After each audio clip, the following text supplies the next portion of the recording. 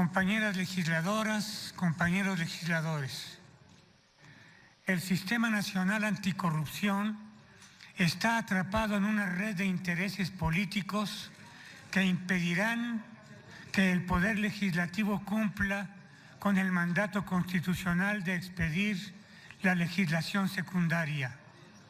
Para quienes han bloqueado la posibilidad de contar con un órgano independiente de combate a la corrupción, da lo mismo dejar las cosas como están. No obstante, para la sociedad mexicana, la corrupción es uno de los principales problemas que impiden un desarrollo democrático y equitativo de nuestro país. Por ello es urgente atender el fenómeno de la corrupción desde el origen, que corroe los cimientos del régimen político, porque la corrupción ha sido el mismo régimen político. La corrupción se sustenta en el débil o inexistente control al poder formal y fáctico, y por la ausencia de participación ciudadana en la vigilancia y la supervisión de las conductas de las autoridades. Un adecuado y correcto sistema anticorrupción fundamentalmente debe referirse y someter a control jurídico a aquellos servidores públicos y a los integrantes de los poderes fácticos más relevantes en una nación, y debe diseñar un aparato anticorrupción que no dependa y se subordine a esos poderes. En nuestro país ninguna autoridad formal tiene más poder que el presidente de la República.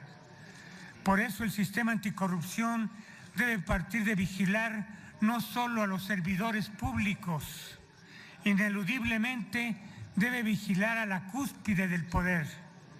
Este no quede exento de actos de corrupción, hechos que se replican al resto de las instituciones y a la sociedad desde arriba.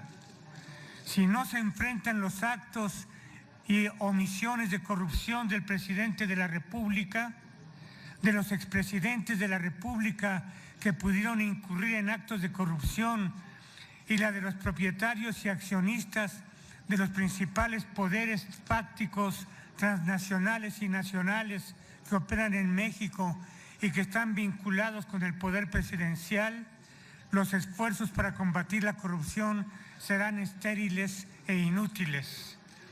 Las reformas anticorrupción propuestas hasta hoy, conocidas por las distintas fuerzas políticas, eluden enfrentar la corrupción del presidente de la República y la de los expresidentes que han gobernado nuestra nación, y tampoco se encaminan a combatir la corrupción de los poderes fácticos de México.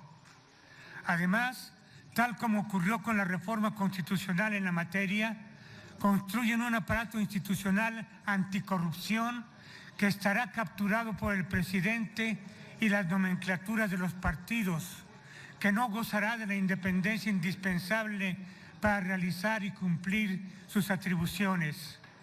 El Sistema Nacional Anticorrupción de entrada está capturado por el poder del presidente y de los dirigentes de los partidos mayoritarios en la elección de los titulares de los órganos anticorrupción. Se requiere, por tanto, de autoridades independientes que ahora no tenemos, ni la reforma constitucional anticorrupción garantiza, en el Poder Judicial, en el Ministerio Público y en todo el sistema anticorrupción.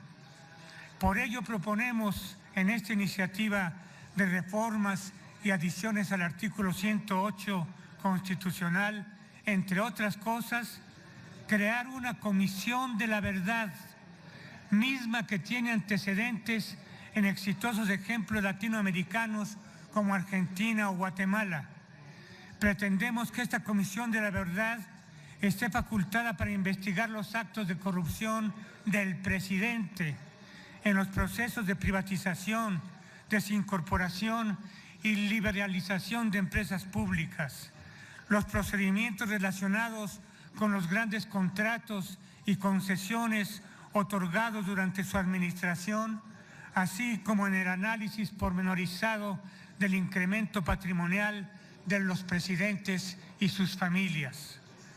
En la historia de nuestro país han existido casos concretos de corrupción que deben ser investigados.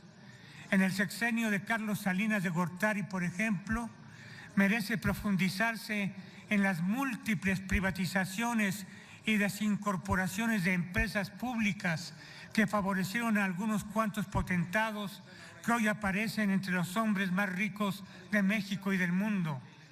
Durante el mandato de Ernesto Zedillo Ponce de León, es pertinente recordar las decisiones que fundaron la aprobación del FOBAPROA y que implicaron privilegios para la oligarquía nacional, en donde las deudas privadas se transformaron en deudas públicas con la complicidad del Poder Legislativo. Sobre el sexenio de Vicente Fox, se pueden mencionar la manera ilegal a través de la cual llegó a la presidencia, empleando un esquema de financiamiento paralelo conocido como Amigos de Fox o los escándalos de oceanografía. Las irregularidades del gobierno de Felipe Calderón están a la vista. La forma ilegítima a través de la que llega a la presidencia, la corrupción en la CFE, la extinción inconstitucional de Luz y Fuerza del Centro y la construcción irregular de la Estela de Luz, por citar casos emblemáticos. En este sexenio, la privatización de la industria energética y la aprobación de las reformas estructurales en contra del pueblo de México, las relaciones de corrupción con empresarios como IGA y OHL, así como el escándalo de la llamada Casa Blanca de Peña Nieto. Por eso, en esta iniciativa proponemos, entre otros asuntos relevantes, lo siguiente: que el presidente de la República esté sujeto a los delitos y faltas de corrupción como cualquier otro servidor público, que se constituya una comisión de la verdad con 5 integrantes electos por los ciudadanos para investigar los actos y omisiones de corrupción del presidente de la República en funciones y de los expresidentes, así como de los empresarios nacionales y extranjeros vinculados con esos actos de corrupción. Que los delitos y faltas de corrupción sean imprescriptibles.